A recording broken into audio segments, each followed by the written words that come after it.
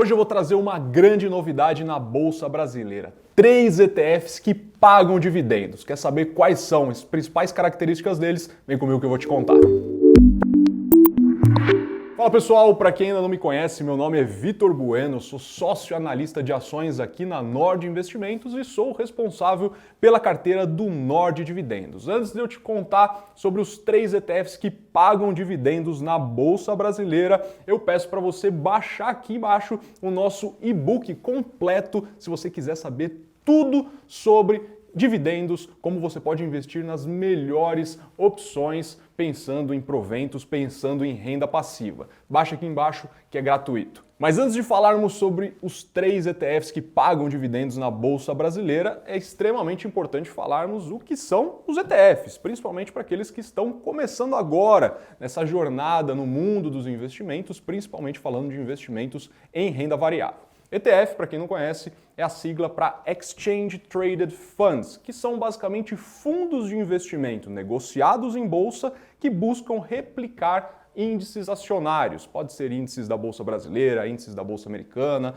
da Bolsa Europeia, não importa. Esses fundos vão buscar replicar a mesma performance desses índices acionários ou índices de fundos imobiliários, enfim, de ativos que são negociados em bolsa de valores. Aqui no Brasil a gente tem 2 principais ETFs, um atrelado à Bolsa Brasileira e outro atrelado à Bolsa Americana. O primeiro deles é o BOVA11, um índice que busca replicar a mesma performance do Ibovespa, que é o principal índice acionário aqui do nosso mercado. Então, você comprando o BOVA11, o fundo basicamente vai lá comprar todos os ativos, todas as empresas que compõem o índice Ibovespa e assim replicar exatamente a mesma performance. Aqui nesse gráfico a gente pode ver a composição do Ibovespa e, consequentemente, a composição também do BOVA11. Aqui a gente vê que o índice ele é muito concentrado. A gente sempre fala que o Ibovespa é um índice ruim exatamente por sua alta concentração em poucos setores. Então existe essa elevada concentração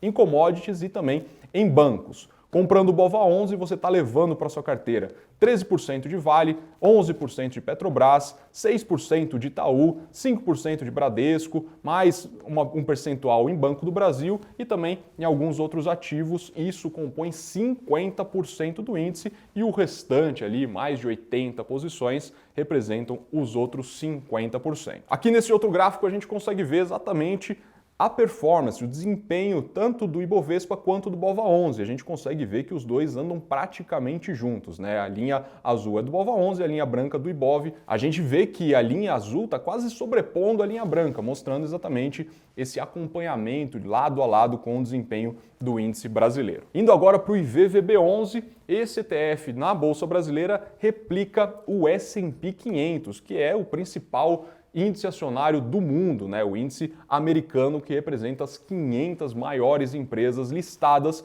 na bolsa nos Estados Unidos. Aqui a gente consegue ver também um gráfico de concentração dessas empresas que compõem o S&P 500. A gente vê que as 7 magníficas empresas têm uma participação relevante de mais de 1/4 do índice, né? E essas 7 que eu falo são Apple, Microsoft, Amazon, Nvidia, né? Que vem crescendo muito aí nos últimos anos, Alphabet, Meta e também a Tesla. Só que quando a gente olha para o gráfico de cotação desse ETF em relação ao S&P 500, a gente vê que existe uma distorção. Enquanto o IVVB11 possui uma performance de 176% nos últimos 5 anos, o S&P 500 de apenas, né, entre aspas, 85%. E por que isso? Isso é explicado por conta do dólar, né, da variação cambial. Afinal, a gente está falando de um ativo negociado na Bolsa Brasileira e outro na Bolsa Americana. Então é natural que com a nossa moeda se desvalorizando frente ao dólar, a gente tenha esse ganho de investir no IVVB11, e isso sempre considerando aqui que a gente está falando de um ativo em reais. Mas passado aqui sobre o que são os ETFs e quais são as principais características e os principais ETFs negociados aqui no mercado brasileiro, vamos falar dessa grande novidade aqui da nossa bolsa, que são os ETFs que pagam dividendos. Afinal, esses dois que eu comentei aqui, eles não distribuem proventos. Eles vão comprar os ativos desses índices acionários e os dividendos que são recebidos dentro dessa cesta de ativos, eles são reinvestidos no próprio fundo, ou seja, gerando ganhos de cota e não são distribuídos para os cotistas. A novidade de ETFs que pagam dividendos veio em setembro do ano passado, ou seja, não tem nem 12 meses da criação do primeiro ETF voltado a proventos. Aqui no Brasil é um mercado novo, é um mercado embrionário, mas esse mercado lá nos Estados Unidos já é um mercado muito grande, é um mercado de mais de 80 bilhões de dólares, mercado relativamente pequeno se a gente olha como um todo, né? O mercado de ETFs americano tem cerca de 7 trilhões de patrimônio, mas a gente consegue ver que existe sim um grande potencial, ainda mais falando que o investidor brasileiro tem um perfil mais voltado para o recebimento de proventos, ou seja, um perfil mais rentista. Então a gente vê sim muita visibilidade de crescimento para o mercado de ETFs pagadores de dividendos, ainda mais porque o patrimônio líquido ainda é menor do que R$ 1 bilhão. Mas antes de falarmos os 3 ETFs pagadores de proventos aqui da Bolsa Brasileira, é importante dar um aviso para vocês. Nas últimas semanas a gente fez um desafio lá no Instagram e também fizemos uma live especial aqui no YouTube do Renda Todo Dia. Exatamente para quem tem esse perfil rentista, esse perfil de quem busca proventos de forma consistente. E nós disponibilizamos uma oferta especial que você pode conferir no link aqui embaixo também, que conta com 3 séries exclusivas aqui da Nord, o Nord Dividendos, o Nord Fundos Imobiliários e o Nord Renda Fixa Pro, todos esses vitalícios, ou seja, você vai ter acesso para sempre e ainda vai contar com telegrams exclusivos das séries e também um curso especial de fundos imobiliários. Então não perca essa grande oportunidade se você tem esse perfil que busca proventos de forma consistente. Abrindo a lista finalmente aqui dos ETFs que pagam dividendos, está exatamente o primeiro deles, que foi lançado em setembro do ano passado, que é o NDIV11, NDIV11. Um fundo que é criado pelo Nubank em parceria com a B3, exatamente para dar esse pontapé inicial nesse mercado de ETFs pagadores de proventos. Esse fundo foi criado há 9 meses, mas ele já conta com um patrimônio líquido de 42 milhões de reais. E ele está atrelado não ao Ibovespa e nem ao índice de dividendos. Ele está atrelado a um índice criado pela própria B3 que se chama Ibov Smart Dividendos, que é basicamente um índice que vai comprar empresas que são comprovadamente boas pagadoras de proventos, pelo menos olhando num passado recente. Então a gente pode olhar nesse gráfico aqui a composição da carteira do Ibov Smart Dividendos. A gente tem uma grande concentração em utilities, em setor financeiro e também materiais básicos. A gente tem do lado aqui uma tabela com as principais posições, então a gente vai ter CEMIG, ISA-CETEP, Banco do Brasil Seguridade, ENGIE, Taesa, Telefônica Brasil, que são empresas que se mostraram boas distribuidoras de proventos aí nesses últimos anos, inclusive muitas dessas empresas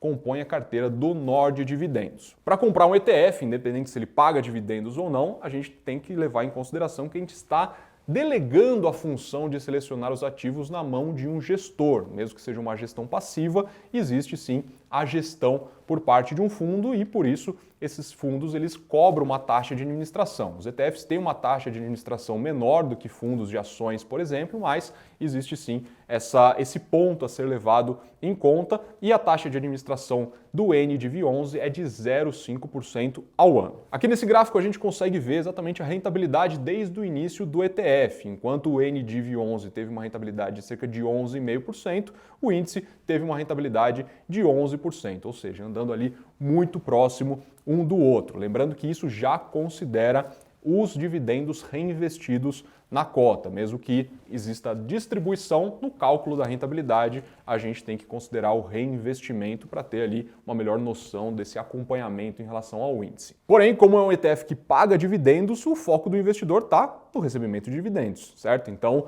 a gente tem que sim olhar para o dividend yield do ETF desde a criação e, mesmo que não tenha 12 meses ainda de histórico, a gente tem um dividend yield nesses últimos 9 meses de 4,7% e quando a gente anualiza esse número, a gente vai ter ali cerca de 6 a 7% que está em linha com a média da nossa bolsa. Porém, aqui o grande ponto é que não existe uma regularidade tão grande na distribuição. Então, cada mês vai ser um dividendo diferente, até porque depende do pagamento das empresas investidas. Então, aqui a gente tem empresas que pagam uma vez por ano, outras que pagam 2 vezes por ano, outras que pagam 12 vezes por ano, pagam de forma mensal, então não tem essa regularidade no dividend yield mensal. Então, em maio, que foi o ano anterior, teve um dividend yield elevado de mais de 1%, mas antes disso o dividend yield girou em torno ali de 0,5% mensal. O segundo ETF da nossa lista é o DIVD11, DIVD11, um ETF que foi criado pelo Itaú há poucos dias, né? Lembrando que a gente está gravando esse vídeo em junho de 2024 e mesmo assim, mesmo sendo recente, ele já tem um patrimônio líquido de 31 milhões de reais. E por ter poucos dias de operação, a gente não tem um gráfico de performance para ver esse acompanhamento do fundo em relação ao índice, né? Que no caso ele está atrelado ao IDIV, que é o principal índice de dividendos da Bolsa Brasileira. Aqui, como a gente viu no Nubank, a gente também tem a composição do IDIV, né? Que é um pouco diferente em relação ao Ibov Smart Dividendos. A gente tem uma concentração bastante elevada em empresas de energia, como CEMIG, Copel, mas também uma concentração alta em empresas de commodities, como Petrobras e Vale, e assim essa composição sempre vai buscar as melhores pagadoras de dividendos do nosso mercado. Então a gente espera um dividend yield parecido com o NDIV11 de cerca ali de 6 a 7% de forma anual e também esse fundo tem a mesma taxa de administração do NDIV11 de 0,5% ao ano. Antes de falarmos do terceiro ETF, cabe aqui um disclaimer sobre a tributação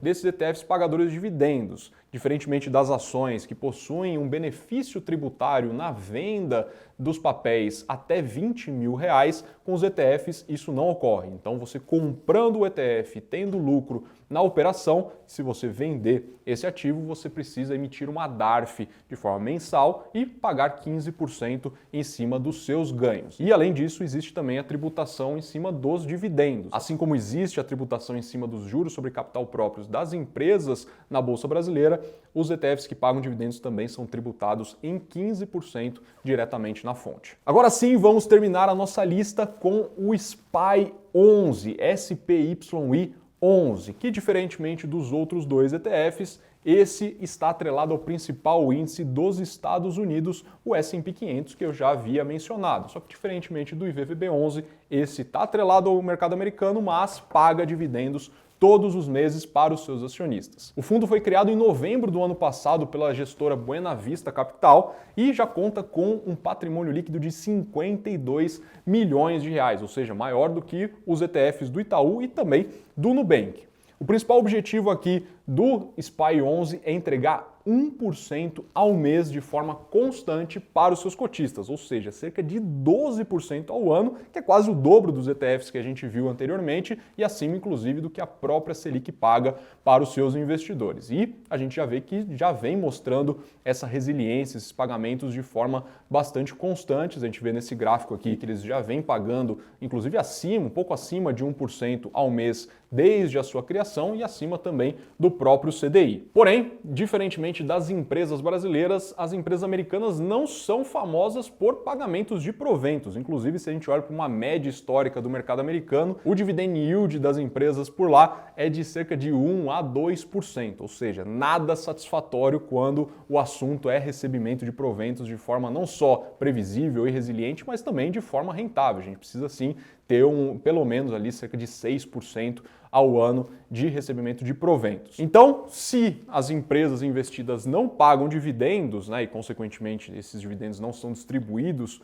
para os cotistas do SPY11, como que o ETF consegue esse 1% ao mês de forma constante? Basicamente, o SPY11 ele está atrelado a um índice chamado NEOS SPY, não é atrelado diretamente ao S&P 500. Esse NEOS SPY basicamente está comprado em S&P 500, eles têm dentro da sua carteira o índice comprado, mas ao mesmo tempo ele usa uma estratégia de opções para remunerar os seus acionistas de forma recorrente. Essa estratégia é chamada de lançamento coberto, que cria os famosos dividendos sintéticos, que eu acredito que você já tenha ouvido por aí. E isso é feito ao vender opções de compra desse índice acionário, o S&P 500. Eu sei que para quem está chegando agora, essa operação de opções pode ser algo um pouco mais complexo, algo um pouco mais avançado, mas eu vou tentar trazer aqui de uma forma bem didática, explicando como que esse fundo consegue remunerar os seus acionistas. Basicamente, as opções são contratos derivativos, contratos firmados também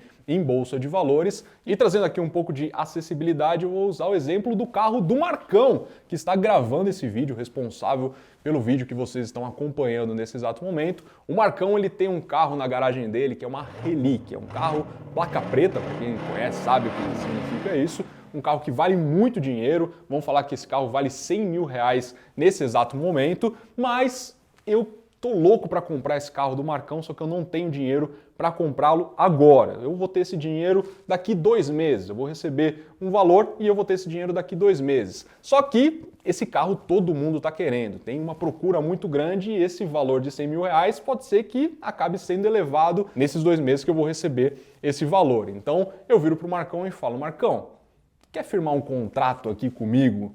Eu vou te pagar, sei lá, 2 mil reais e a gente congela o preço em, sei lá, 105 mil reais e você me vende daqui 2 meses por 105 mil reais? O Marcão olha e fala, pode ser, hoje está valendo 100 mil, daqui 2 meses 105 mil, pode sim valer a pena. Só que nada nos diz se esse preço pode chegar a 110 mil, 120 mil reais. O que importa é que, firmado esse contrato, daqui 2 meses eu vou pagar esses 105 mil reais para o Marcão, mais obviamente esses 2 mil reais do contrato firmado com ele. Se chegar em 110 mil, ele vai ter que me vender por 105 mil reais. E caso o preço nem chegue nos 105 mil reais, ele fique estacionado nos 100 mil reais, eu pago somente os 2 mil reais para o Marcão e eu ofereço esses 100 mil reais para ele e o custo total da operação seria ali de 102 mil reais. Se ele quiser vender, aí vai depender dele. Mas se esse preço não atingir, eu tenho a escolha de não comprá-lo. E é exatamente isso que acontece com a estratégia do fundo. O fundo é basicamente o Marcão. Está comprado no ativo, está comprado ali no S&P 500 e ele firma esse contrato com o mercado e vai receber o que é chamado de prêmio por firmar esse contrato e ter que congelar o preço do seu índice, né? Então, se o índice subir muito, ele vai congelar o preço e não vai receber toda a alta, mas pelo menos ele vai participar de uma grande parte da valorização do ativo e ao mesmo tempo vai receber esse prêmio e é exatamente do prêmio que vem esses proventos de forma recorrente. Com isso, a gente vê aqui nesse gráfico de rentabilidade histórica, né, desde a criação em novembro, que o índice performou de forma bastante satisfatória, subindo aí mais de 24%, cerca de 25%, lembrando aqui, considerando o reinvestimento dos dividendos, o que é algo muito parecido com o que o próprio S&P 500 apresentou. O S&P subiu um pouco mais, mas por conta dessa trava das opções, ele acabou não subindo tanto, mas vale lembrar que em momentos de queda, se a gente tiver movimentos ali de correção do índice americano, o fundo também vai se proteger por conta dessa estratégia de derivativos e vai cair menos. Então a tendência no longo prazo, numa janela maior, é que o índice acabe seguindo de forma mais próxima o principal índice lá nos Estados Unidos. Contudo, para entregar essa rentabilidade e remuneração, além de pagar pela estrutura do produto, a taxa de administração é um pouco mais alta do que os outros 2 ETFs, né? Aqui no caso do SPY11, a taxa de ADM é de 0,83% ao ano, mas para quem busca rendimentos recorrentes de 1% ao mês, pagando acima da Selic inclusive, pode ser sim uma boa oportunidade. Vale lembrar que esse vídeo ele tem caráter informativo, mas os assinantes do Nord Dividendos sabem que na nossa carteira atual nós temos uma recomendação de um desses 3 ETFs que já pagam dividendos, essa grande novidade da nossa Bolsa Brasileira. E vale reforçar essa grande oportunidade aqui do Renda Todo Dia, que inclusive engloba o Nord Dividendos. Você pode entrar de forma vitalícia, conhecer não só a carteira, mas participar de tudo que engloba o produto, monitorias, telegrams exclusivos e também os outros produtos que fazem parte dessa promoção. Nord Fundos Imobiliários, Nord Renda Fixa Pro e também o curso exclusivo do Marx. Mas me conta aqui embaixo, você já tem algum desses ETFs de dividendos? Você curtiu essa novidade da Bolsa Brasileira? Tem intenção de comprar algum deles? E também me fala aqui embaixo qual conteúdo você quer que eu grave aqui e eu volto na próxima semana. Um grande abraço.